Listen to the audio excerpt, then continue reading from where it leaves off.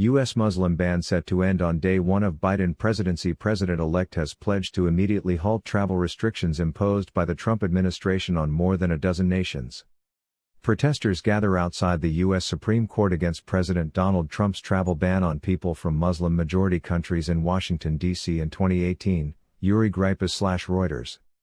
Protesters gather outside the U.S. Supreme Court against President Donald Trump's travel ban on people from Muslim-majority countries in Washington, D.C. in 2018, Uri Reuters. November 8, 2020. On the first day of his presidency, President-elect Joe Biden intends to rescind Donald Trump's travel bans on travelers from 13 countries, most either majority Muslim or African nations.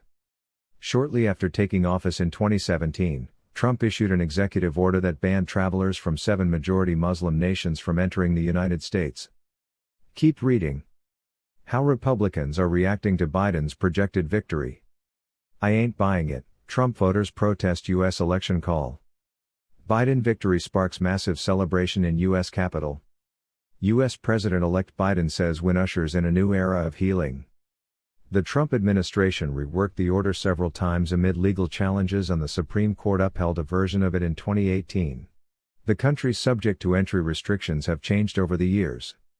The bans could be easily undone as they were issued by executive order and presidential proclamation, according to policy experts, but lawsuits from conservatives could delay the process. In October, Biden also promised to push politicians for laws to fight the surging number of hate crimes in the U.S. As president, I'll work with you to rip the poison of hate from our society, to honor your contributions and seek your ideas. My administration will look like America, with Muslim Americans serving at every level, he said. On day one, I'll end Trump's unconstitutional Muslim ban. Quality levels. Full screen. Trump imposed the travel restrictions, often referred to by critics as the Muslim ban, through a series of executive orders singling out Iran, Libya, Somalia, Syria, and Yemen, triggering criticism that it amounted to unlawful religious discrimination. Trump then expanded the ban to include Venezuela and North Korea, and later added Nigeria, Sudan, Myanmar and 3 other countries to the list. Muslim communities are the first to feel Donald Trump's assault on black and brown communities in this country, with his vile Muslim ban.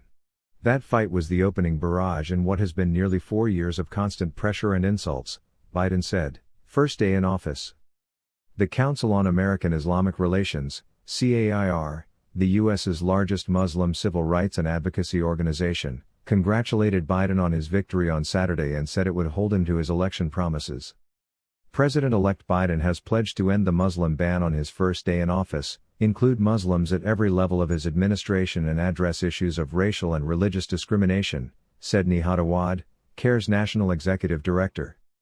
We plan to join other American Muslim leaders and organizations in ensuring that the Biden administration fulfills these promises. We also plan to continue holding our government accountable when it errs.